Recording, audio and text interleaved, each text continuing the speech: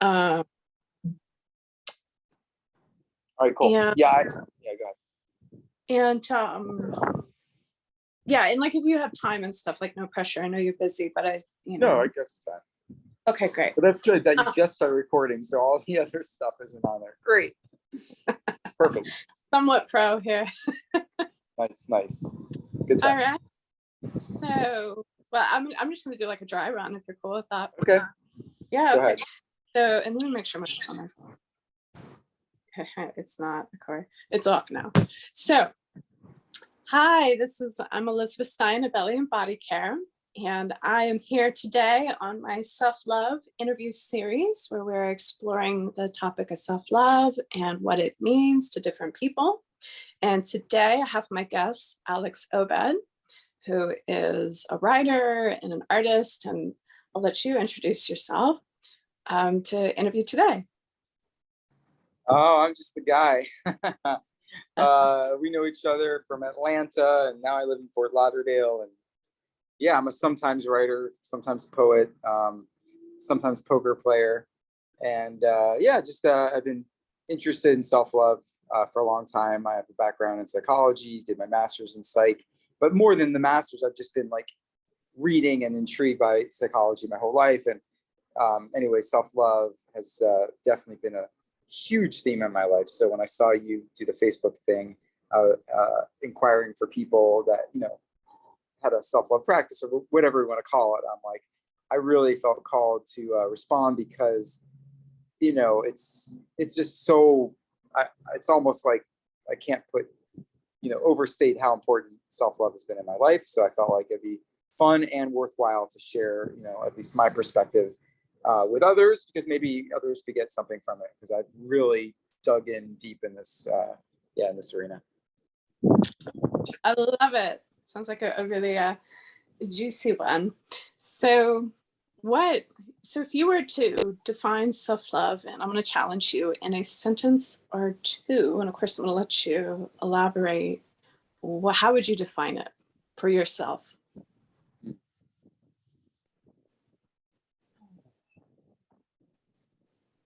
You can use more sentences if you need to. What just came to mind was listening and obeying. Self-love to me is just like honoring. I would say listening and honoring. Like what you're feeling inside? In the broadest sense, like listening to life, to people, to myself, to everything.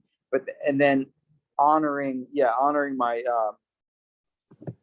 myself in whatever way makes sense in that moment, because it could take many expressions, but it's like my experience of sometimes I think it's easiest to define something by what it's not versus what it is.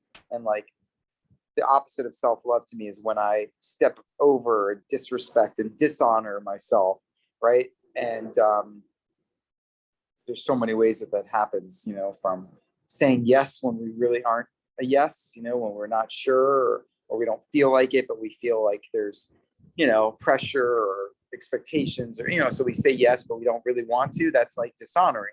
And so that's not self-love. So self-love is, being true to whatever's calling us in the moment. I love it. So in the moments where you haven't been listening, what has that felt like just in your body, or what have you experienced in your outer world? Yeah, usually it's some kind of like tightening up in my body, like a feeling, and I usually do feel it. And I think the more you develop a practice, the more tuned in you get, because everyone's always going to fuck up. But it's like how quickly can you catch that? How can you be aware in the moment? What am I doing there? And then, if we're doing a really good job, then we can like correct in the moment, be like, wait, I know I just said yes, but actually I'm having a different feeling now. And this is what I need to do to honor myself, and to honor you. Because obviously if I say yes and I don't mean it, then my yes isn't going to mean much, or I'm going to be resentful, and I'm not going to be able to give from a true place, which means nothing's going to work out anyway. So it's not worth it. Have you had those conversations with people? Like just changed your Oh, mind? I mean, I can't think of it the moment, but yes, I'm 100% sure, like many times. Yeah. Yeah. Yeah. Actually, I know. I mean, I can give an example now that I think about it.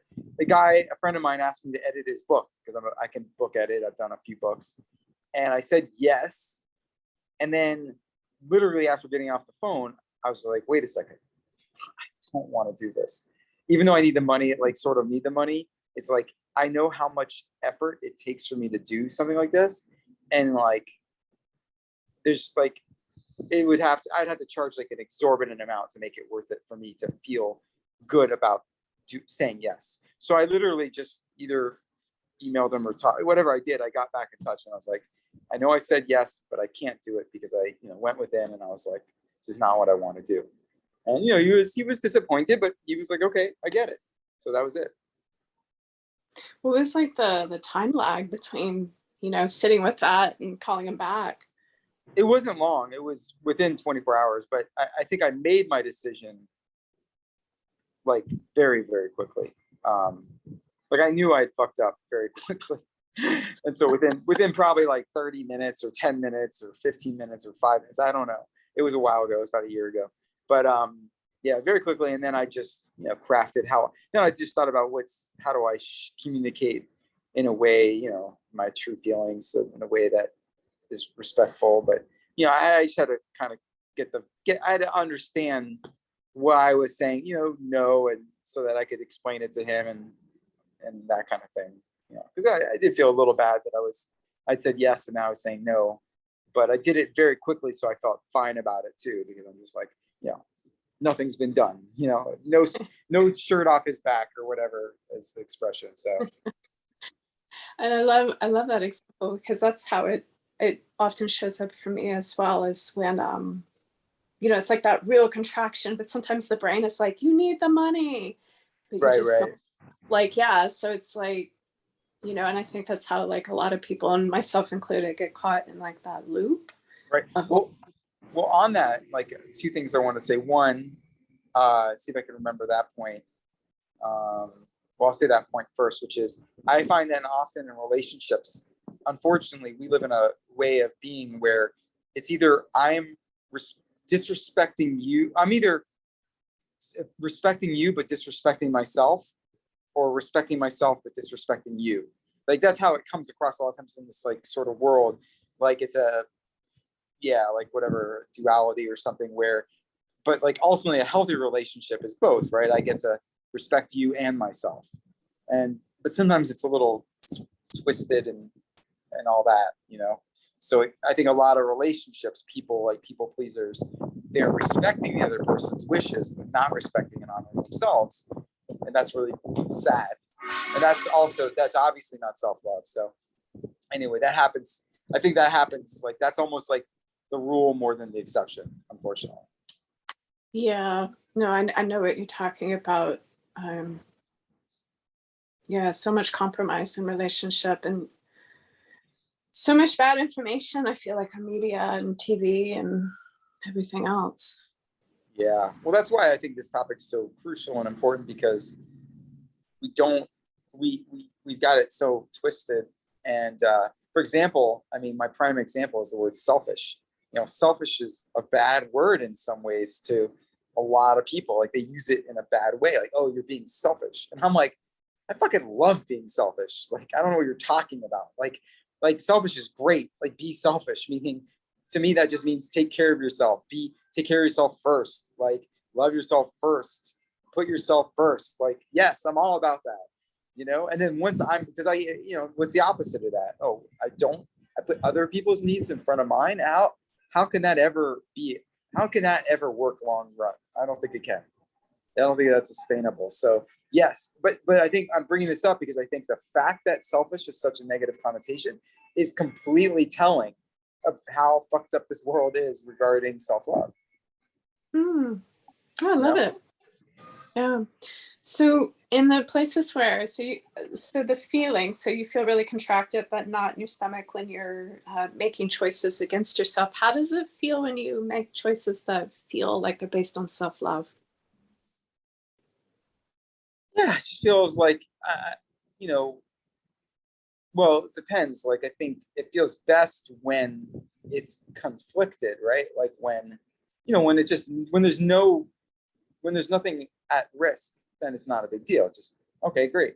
But like, I think it's when our back is against the wall that it feels the best, when like there's an expectation and I still choose myself, and even like maybe risking a friendship or a relationship, like that's when it feels, the best. Or like, for example, when I called my friend back and I was like, hey, I can't do this, like that felt great because I was going to be in a position that I didn't want to be in for probably the next year or 6 months.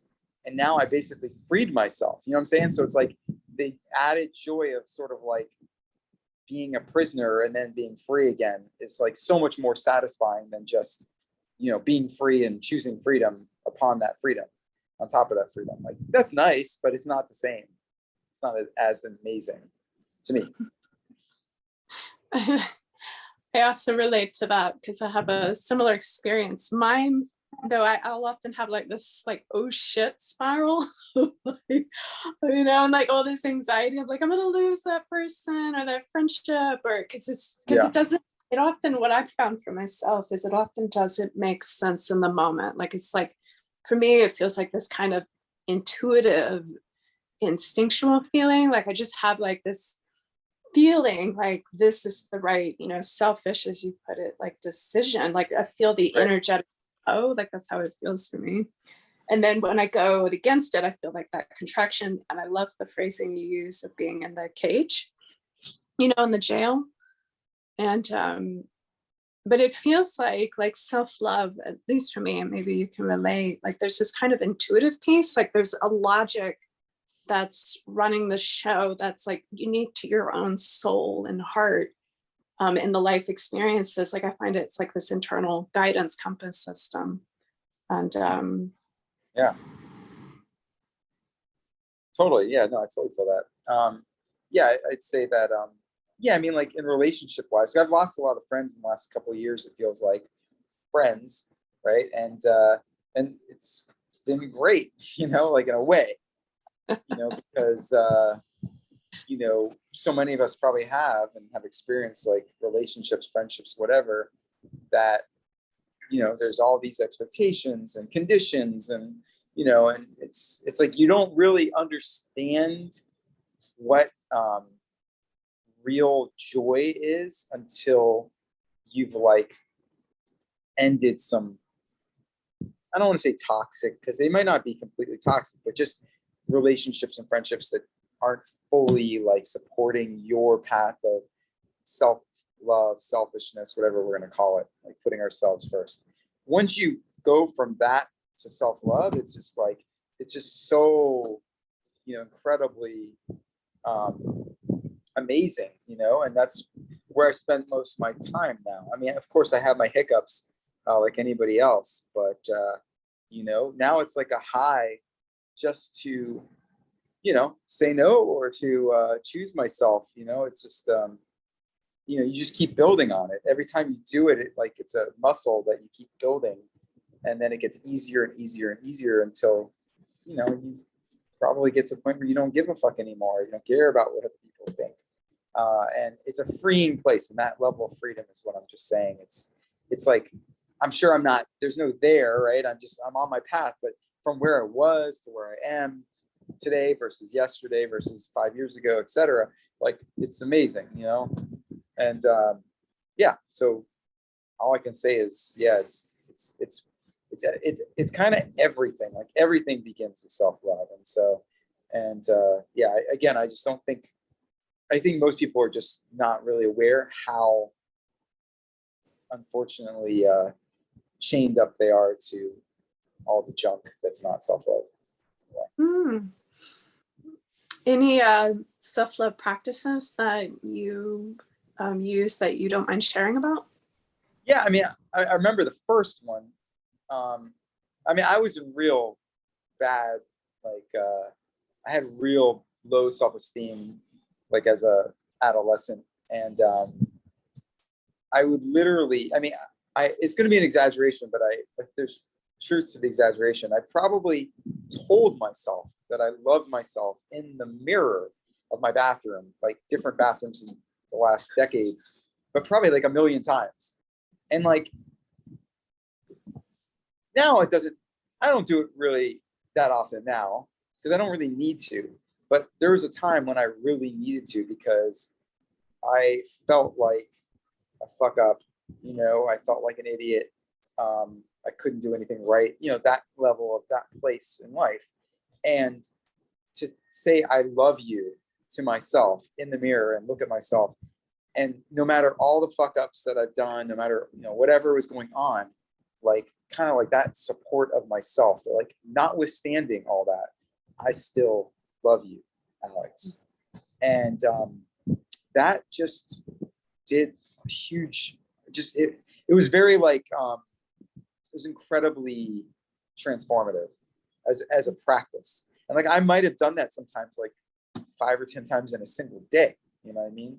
Like it was serious work. It was like serious therapy and self-love, because sometimes we're not going to get other people, even if other people tell us we're great or wonderful or they love us, ultimately it's still coming from outside of ourselves. And that's why sometimes, you can love a person, but if they don't love themselves, then it doesn't really matter, right? They're not going to get it. So that's like kind of the idea of love is an inside job, right? So saying I love you, Alex, is that practice of making it an inside job. And over time, reinforcing it over and over and over again, you start to believe it more and more until it's real.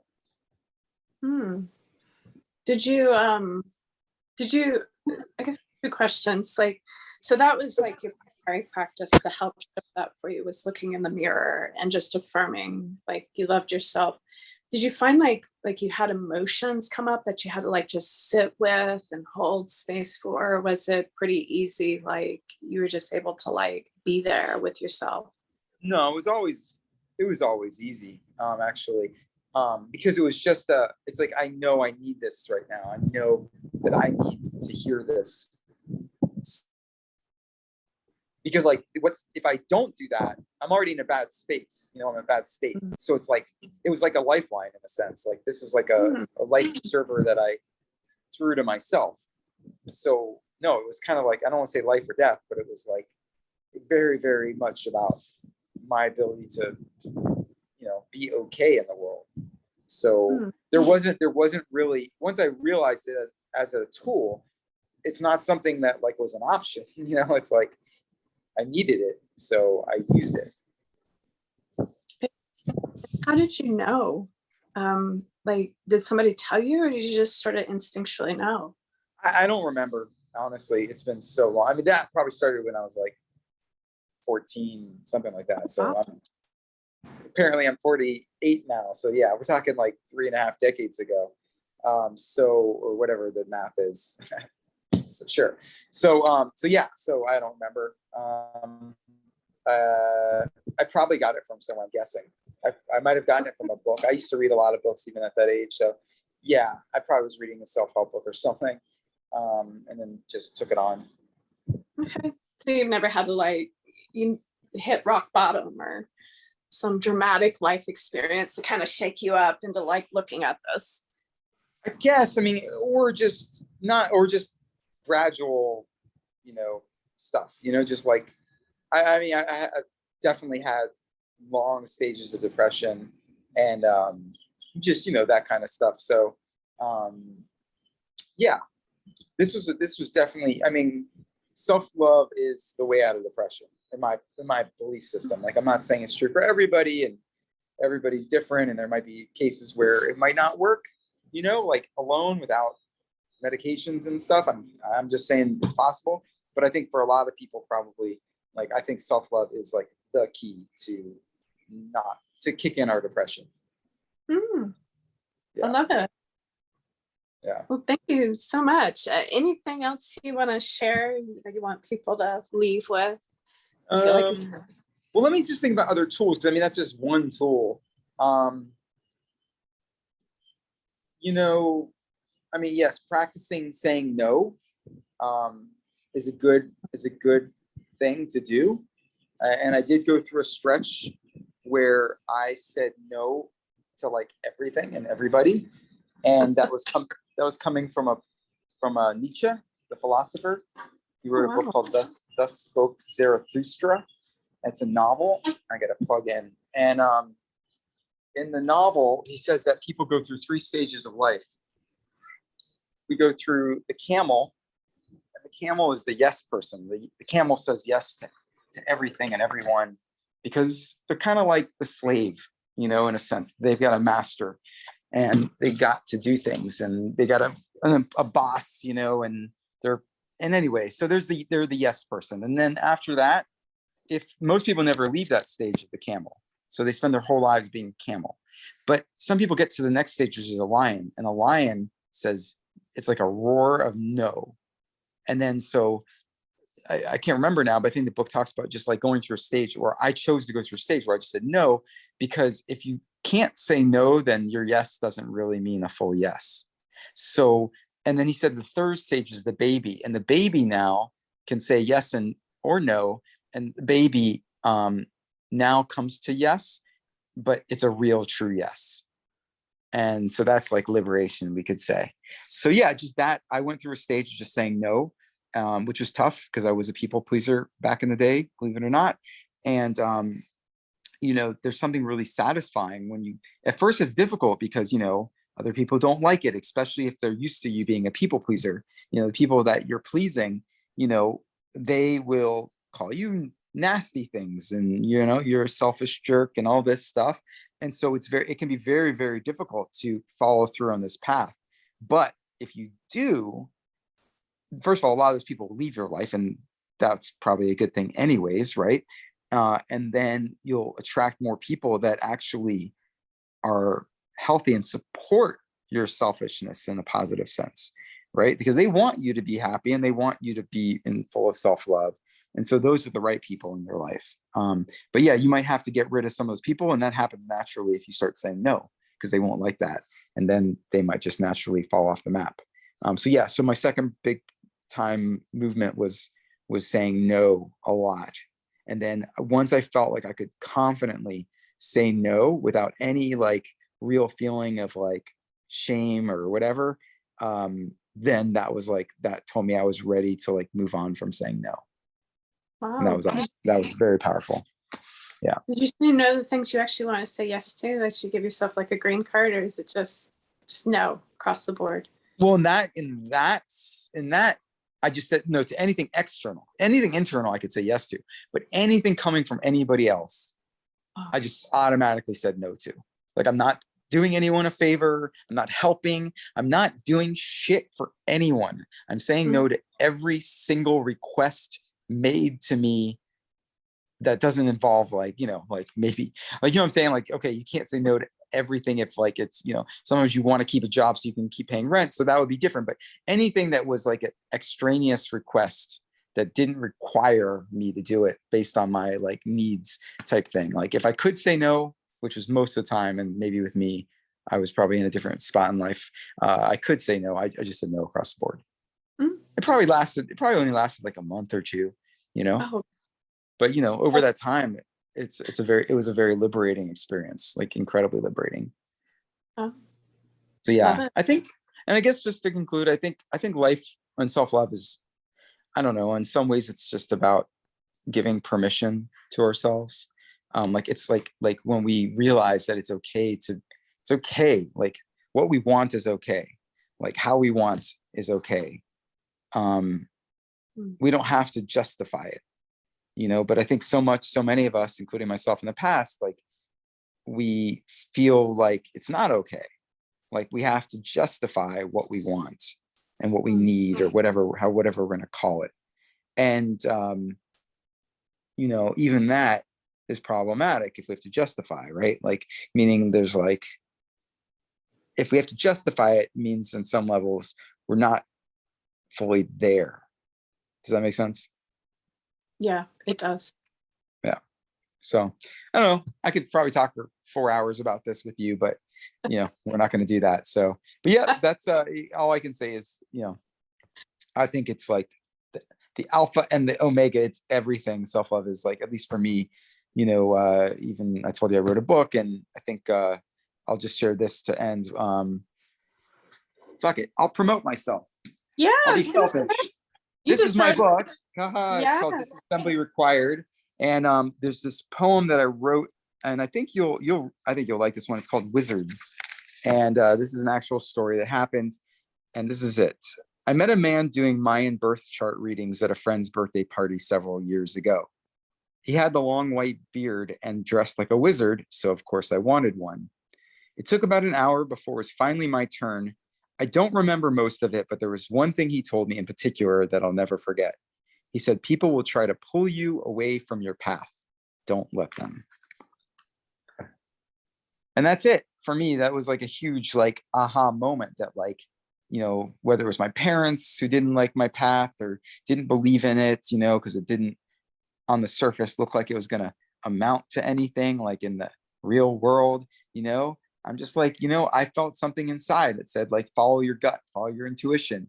And like, he gave me permission to say, yeah, people are going to try to pull you away from your path. Don't let them. Right. So I kind of needed that. This was about 10 years ago, just a little bit.